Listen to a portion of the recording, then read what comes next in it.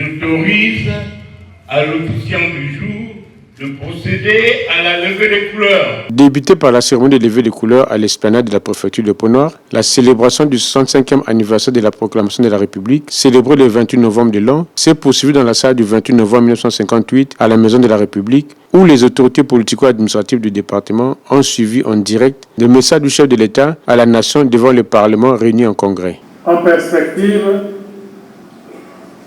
il y a lieu de mentionner un début d'exécution des travaux de construction à Pointe-Noire, des laboratoires d'analyse de la qualité des produits mis à la consommation, en vue de renforcer le dispositif de sécurité alimentaire dans notre pays.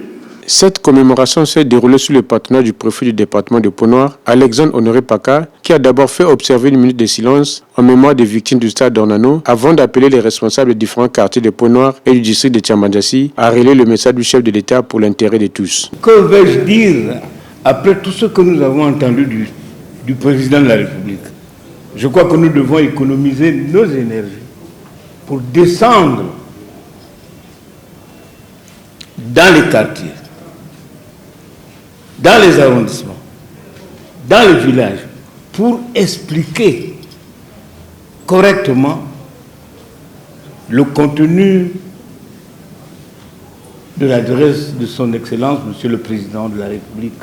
Au terme de cette célébration, quelques élèves de la ville ont bénéficié d'une visite guidée de la Maison de la République où ils ont été édifiés sur l'histoire de la proclamation de la République du Congo ainsi que les personnalités qui ont marqué cette période.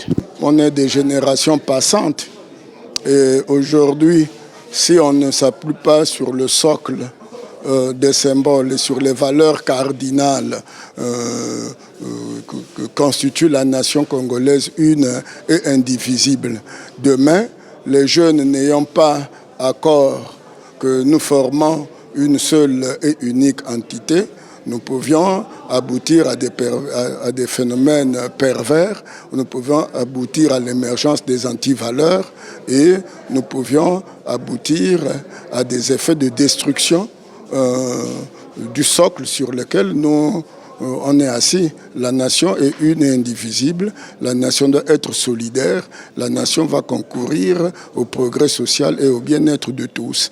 Et ça, ce n'est plus notre travail, c'est à eux de prolonger ce travail-là, d'où l'intérêt qu'ils viennent régulièrement ici pour s'en imprégner de cette vision, de cet idéal et de cette volonté de continuer à construire un pays fort et un pays prospère. Initiative appréciée par une élève. Donc je suis vraiment honorée de savoir que Fulbert Yulu s'est battu pour aujourd'hui qu'on puisse l'appeler premier président du Congo.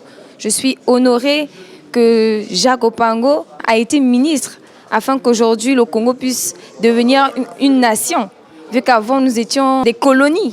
Maintenant nous ne sommes plus des colonies, nous sommes maintenant une nation reconnue dans le monde entier.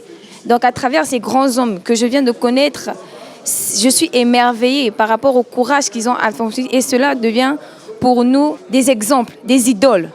Si on travaille comme eux, on peut changer le monde. Cette journée a été célébrée sous le thème « Civisme et pérennité de la République du Congo ».